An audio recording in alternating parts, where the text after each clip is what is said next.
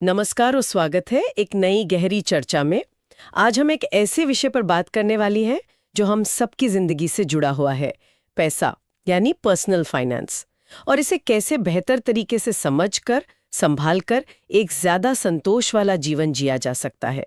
इसके लिए हमारे पास विकी रॉबिन और जो डोमिनिगस की एक काफी जानी मानी किताब है, योर मनी और योर लाइफ, और हम इसके एक विस्तृत हिंदी सारांश पर बात करेंगे। तो आज हमारा इरादा है इस सारांश के जरिए ये समझना कि पैसा सिर्फ नोट या बैंक बैलेंस नहीं, ये कुछ और है। ये हमारी जीवन ऊर्जा का प्रतीक कैसे है, और अगर हम ये समझ जाएं तो ये हमें फाइनेंशियल इंडिपेंडेंस और सच्ची खुशी की तरफ कैसे ले जा सकती है। तो देखते हैं पैसे को जीवन ऊर्जा की तरह देखना, ये नजरिया कितना क्रांतिकारी हो सकता है। बिल्कुल। और ये किताब असल में इसका जो मूल संदेश है ना, वो यही है कि पैसा अपने आप में मंजिल है ही नहीं, ये तो बस एक माध्यम है। एक चीज जो हमें मिलती है, हमारी जीवन ऊर्जा, मतलब हमारा समय, हमारी मेहनत, हमारी योग्यता, ये सब खर्च करने के बदले में। और ये चर्चा इसलिए जरूरी है क्योंकि जैसे ही हम इस नजरिए को अपनाते हैं तो हमारे खर्च करने का तरीका, हमारी बचत की आदतें, यहाँ तक कि हम अपने जीवन के लक्ष्यों को कैसे देखते हैं, सब कुछ बदल सकता है। मतलब ये सिर्फ पैसों का हिसाब नहीं रहता, ये जिंदगी का हिसाब बन जाता है। अच्छा, तो ये जो पहला और सबसे बेसिक आइडिया है, पैसा इज इक्वल टू जीवन ऊर्जा, ये सुनने में थोड़ा सा फिलोसफिकल सा लगता है ना? लेकिन इसका प्रैक्टिकल मतलब क्या हुआ? मतलब शायद ये है कि जब हम काम करते हैं पैसा कमाने के लिए, तो हम सिर्फ वो 8-10 घंटे नहीं दे रहे हैं, हम अपनी जिंदगी का वो हिस्सा दे रहे हैं, अपनी फिजिकल मेंटल एनर्जी लगा रहे हैं। तो सारांश कहता है कि किसी चीज को खरीदने से पहले ये मत सोचो कि ये 500 रुपए की है, बल्कि ये सोचो कि इन 500 रुपयों को कमाने के लिए मुझे अपनी जिंदगी के कितने घंटे, कितनी मेहनत लगानी पड़ी। हाँ, और यहीं से सारा खेल बदलता है। ये सोचना छोटी मोटी नहीं, बहुत गहरी है। जब हम हर खर्च को इस जीवन ऊर्जा के तराजू पर तौलते हैं, तो वो 100 रुपए का कॉफी कप सिर्फ 100 रुपए का नहीं रहता, वो शायद हमारे जीवन के मान लीजिए आधे घंटे या पौन घंटे के बराबर हो जाता है। अब सवाल उठता है, क्या वो कॉफी वाकई मेरे जीवन के उस आधे घंटे जितनी कीमती है? ये नजरिया सिर्फ बजट बनाने का तरीका नहीं बदलता, ये तो जीवन में हर चॉइस को एक गहरा सवाल बना देता है। क्या ये मेरे जीवन के सीमित अनमोल समय का सबसे अच्छा इस्तेमाल है? ये समझ ही अपने आप में मतलब बहुत बड़ा बदलाव ला सकती है। ये हमें ज्यादा जागरूक बनाती है, ज्यादा जिम्मेदार अपने ही जीवन के लिए। ये बात तो वाकई सोचने पर मजबूर करती है। मतलब हर खर्च एक तरह से जीवन का सौदा है। तो फिर अगला कदम क्या होना चाहिए? जाहिर है ये पता लगाना कि हमारी ये कीमती जीवन ऊर्जा जा कहाँ रही है। यहीं पर दूसरा अहम विचार आता है, अपने खर्च की सच्चाई जानना।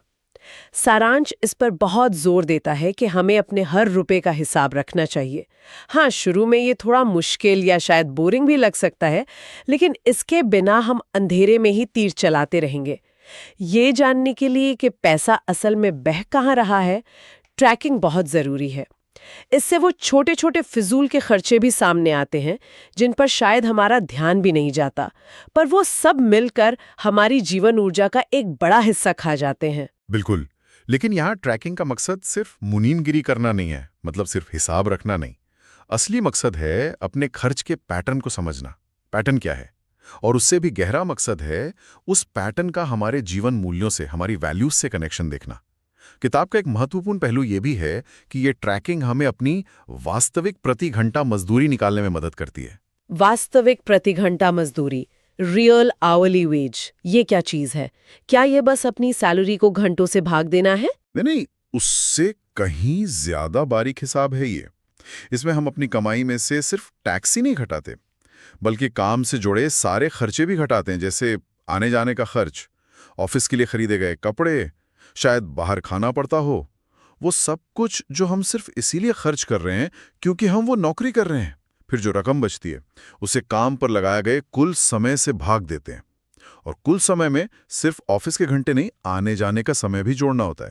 ये जो आंकड़ा आता है ना, वो अक्सर हमारी सोची हुई प्रति घंटा कमाई से काफी कम होता है, और कई बार तो चौंका देता है। बाप रे! मतलब अगर किसी की सैलरी अच्छी भी है लेकिन काम से जुड़े खर्चे बहुत है या आने जाने में बहुत टाइम लगता है, तो उसकी असली कमाई उतनी नहीं जितनी दिख रही है। अरे, और जब हम इस असली कमाई के हिसाब से सोचेंगे कि कोई चीज खरीदने में कितने घंटे की जीवन ऊर्जा लगी, तो शायद बहुत सी चीजें खरीदने का मन ही ना करे। बिल्कुल, यही वो आंखें खोलने वाला पल होता है जिसकी किताब बात करती है। ये वास्तविक प्रति घंटा मजदूरी का कॉन्सेप्ट, ये हर खरीदारी को जीवन ऊर्जा के घंटों में बदल देता है। अब आप उस 3000 रुपए के गैजेट को सिर्फ 3000 रुपए की तरह नहीं देखते, बल्कि शायद अपनी जिंदगी के 15 या 20 असल घंटों की तरह देखते हैं। अब सवाल ज्यादा गहरा हो जाता है। क्या ये गैजेट मेरे जीवन के 20 घंटों से ज्यादा जरूरी है? क्या ये वर्थ है? ये तो कमाल का नजरिया है। एक बार जब हमें पता चल जाता है कि हमारी जीवन ऊर्जा कहाँ खर्च हो रही है और उसकी असली कीमत क्या है, तो हमें ये परखना होगा कि क्या ये खर्च वाकई हमारे लिए मायने रखता है। यहीं से तीसरा मुख्य विचार आता है, खर्च और मूल्यों का मिलान। ये शायद इस पूरी प्रक्रिया का दिल है ना? निश्चित रूप से, बिल्कुल। ये सवाल खुद से पूछना बहुत जरूरी है। क्या मेरा पैसा उन चीजों पर जा रहा है जो मेरे लिए सच में महत्वपूर्ण है? क्या मेरे खर्चे मेरी खुशी को, मेरे रिश्तों को, मेरे स्वास्थ्य को, मेरे सपनों को, क्या उन्हें सपोर्ट कर रहे हैं? या फिर मैं सिर्फ दिखावे या सोशल प्रेशर या बस पुरानी आदतों की वजह से खर्च कर रहा हूं? अगर हमारे खर्च हमारे मूल्यों से, हमारे वैल्यूज से मेल नहीं खाते ना, तो अंदर एक बेचैनी सी रहती है, चाहे हम कितना भी कमा लें। और जब हम जानबूझकर अपने खर्च करने की आदतों को बदलते हैं ताकि वो हमारे असली मूल्यों के साथ कदम मिला सकें, तो एक अजीब सी शांति और संतुष्टि मिलती है। सही में, ये सिर्फ पैसे बचाने की बात नहीं है, ये अपनी जिंदगी को अपनी शर्तों पर जीने की शुरुआत है। वो जो गिल्ट होता है ना खर्च करने के बाद, वो कम होता है, आत्मविश्वास बढ़ता है। ये सुनने में बहुत राहत देता है। मतलब पैसा बचाने के साथ साथ मानसिक शांति भी। ये तो डबल फायदा हुआ। क्या सारांश इस मानसिक बदलाव पर और रोशनी डालता है? शायद इसी से जुड़ा है चौथा विचार, जीवन को सरल बनाना, सिंप्लीफाई करना। हाँ, ये सब बिल्कुल आपस में जुड़ा हुआ है। जब आप अपने खर्चों को अपने वैल्यूज से जोड़ते हैं, तो अक्सर ये एहसास होता है कि भाई मुझे उतनी चीजों की जरूरत है ही नहीं जितनी मैं सोचता था या सोचती थी। यहीं से जीवन को सरल बनाने यानी सिंप्लीफाई योर लाइफ का सिद्धांत आता है।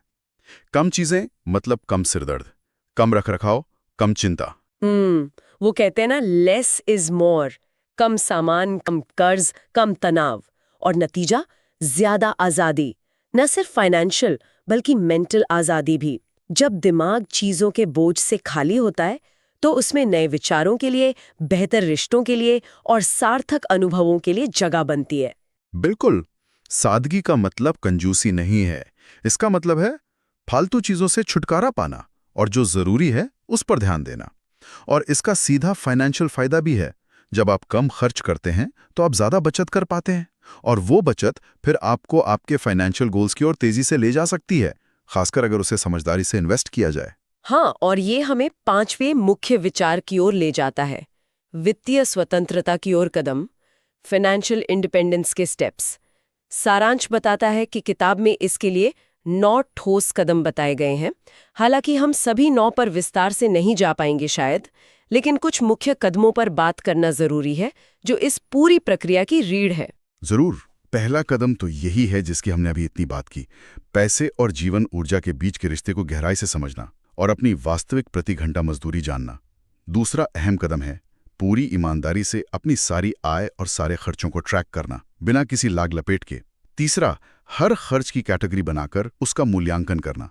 क्या इस खर्च से मुझे वाकई मेरे मूल्यों के बराबर खुशी या संतुष्टि मिली? क्या ये वर्थ था? और इसके बाद के कदम शायद और भी निर्णायक होते हैं। हाँ, बिल्कुल। चौथा कदम है जानबूझकर और समझदारी से अपने खर्चों को कम करना, खासकर उन एरियाज में जो आपके मूल्यों से मेल नहीं खाते या आपको उतनी संतुष्टि नहीं देते। पांचवां, इस बचत को ज्यादा से ज्यादा करना, मैक्सिमाइज करना। छठा, इस बढ़ी हुई बचत को ऐसी जगह निवेश करना जहां से पैसिव इनकम आ सके, मतलब ऐसी आय जिसके लिए आपको लगातार एक्टिवली काम ना करना पड़े, जैसे डिविडेंड, ब्याज या किराया। सातवां, अपनी पैसिव इनकम को धीरे धीरे बढ़ाते जाना। और फिर आता है वो जादुई पड़ाव, जैसे किताब क्रॉसओवर पॉइंट कहती है ना? बिल्कुल। आठवां कदम है इस क्रॉसओवर पॉइंट को हासिल करना। ये वो सिचुएशन है जब आपकी निवेशों से होने वाली पैसिव इनकम आपके महीने के कुल खर्चों के बराबर या उससे ज्यादा हो जाती है। सोचिए। और नौवां और अंतिम कदम है फाइनेंशियल इंडिपेंडेंस, एफआई को बनाए रखना और उसका आनंद लेना। ये 9 कदम एक यात्रा की तरह है, एक प्रोसेस है जिसे धैर्य और अनुशासन से पूरा करना होता है। फाइनेंशियल इंडिपेंडेंस, वित्तीय स्वतंत्रता, ये शब्द सुनने में बहुत बड़ा लगता है। अक्सर लोग सोचते हैं कि इसका मतलब है करोड़पति बनना या बस रिटायर हो जाना। लेकिन सारांश के हिसाब से इसका असली मतलब क्या है? एक बहुत जरूरी सवाल है और यहाँ कंफ्यूजन भी बहुत होता है। वित्तीय स्वतंत्रता का मतलब सिर्फ ढेर सारा पैसा जमा करना नहीं है। इसका असली मतलब है उस स्टेज पर पहुंचना जहां आपकी संपत्ति से, आपके इन्वेस्टमेंट से होने वाली पैसिव इनकम आपके जीवन यापन के खर्चों को आराम से पूरा करने लगे। सोचिए, इसका मतलब है सुबह उठकर ये चुनने की आज़ादी कि आप अपना समय और ऊर्जा कहाँ लगाना चाहते हैं। पैसे कमाने की मजबूरी नहीं है। आपको बिल भरने के लिए कोई ऐसी नौकरी करने की ज़रूरत नहीं जो आपको पसंद ना हो या आपको तनाव देती हो। आप काम इसलिए कर सकते हैं क्योंकि आप करना चाहते हैं, कुछ सीखना चाहते हैं, योगदान देना चाहते हैं, या बस आपको मजा आता है उस काम में। ये अपनी शर्तों पर अपनी मर्जी से जीवन जीने की क्षमता है। यही असली आज़ादी है। ये वाकई पारंपरिक सोच से बहुत अलग है। आमतौर पर तो हम काम को एक ज़रूरत, एक मजबूरी की तरह देखते हैं, लेकिन ये नज़रिया तो काम की परिभाषा ही बदल देता है। ये हमें छठे और शायद अंतिम मुख्य विचार पर लाता है, काम और आज़ादी। अगर फाइनेंशियल इंडिपेंडेंस का मतलब ये है कि काम करने की मजबूरी खत्म हो जाए, तो फिर लोग काम क्यों करेंगे? किताब इस बारे में क्या कहती है? देखिए, किताब ये नहीं कहती कि काम करना बंद कर दें, बिल्कुल नहीं। बल्कि ये कहती है कि काम के प्रति आपका रिश्ता बदल जाता है। बिल्कुल। आपका रिलेशन वर्क के साथ। जब आप पर पैसे कमाने का दबाव नहीं होता, तो काम सिर्फ आय का जरिया नहीं रहता। वो सेल्फ एक्सप्रेशन का, अपनी प्रतिभाओं का इस्तेमाल करने का, समाज में योगदान देने का या कुछ नया सीखने का एक तरीका बन सकता है। आप वो काम चुन सकते हैं जिसमें आपको सच में दिलचस्पी हो, भले ही उसमें पैसा थोड़ा कम क्यों ना हो। आप कम घंटे काम कर सकते हैं ताकि परिवार या अपने शौक के लिए ज्यादा समय मिले। आप अपना कोई पैशन प्रोजेक्ट शुरू कर सकते हैं। कल्पना कीजिए, इससे जीवन की गुणवत्ता में, क्वालिटी ऑफ लाइफ में कितना जबरदस्त सुधार आ सकता है। काम बोझ नहीं बल्कि संतुष्टि का स्रोत बन सकता है। तो अगर हम इस पूरी चर्चा को समेटें तो किताब का निचोड़ क्या है? शायद यही कि पैसा अपने आप में लक्ष्य नहीं है, बल्कि एक शक्तिशाली औजार है, एक टूल है। असली लक्ष्य तो शायद कुछ और है, जैसे ज्यादा समय, अपने प्रियजनों के साथ, अपनी मर्जी से जीने की आज़ादी, मन की शांति और जीवन में एक संतोष का भाव। और ये सब पाने के लिए हमें पैसों का गुलाम नहीं बल्कि उसका मालिक बनना होगा। उसे अपनी जीवन ऊर्जा से जोड़ कर देखना होगा, अपने खर्चों को अपने मूल्यों के साथ मिलाना होगा। आपने बिल्कुल सही सार निकाला, एकदम परफेक्ट। पैसे को समझदारी से संभालना और उसे अपने जीवन मूल्यों के अनुसार दिशा देना, बस यही कुंजी है। ये सिर्फ आपकी आर्थिक स्थिति को नहीं सुधारता, ये आपके पूरे जीवन को ज्यादा सार्थक, ज्यादा खुशहाल और ज्यादा स्वतंत्र बनाता है। ये हमें वो शक्ति देता है कि हम अपनी अनमोल जीवन ऊर्जा को उन चीजों पर फोकस कर सकें जो वास्तव में हमारे लिए मायने रखती हैं। तो ये सिर्फ फाइनेंशियल प्लानिंग नहीं है, ये तो लाइफ प्लानिंग है। बहुत खूब। ये चर्चा वाकई सोचने के लिए काफी कुछ देती है। और इसी सोच को थोड़ा और आगे ले जाने के लिए सुनने वालों के लिए एक छोटा सा विचार प्रयोग या होमवर्क समझ लीजिए, जो इस किताब के मूल सिद्धांत पर ही आधारित है।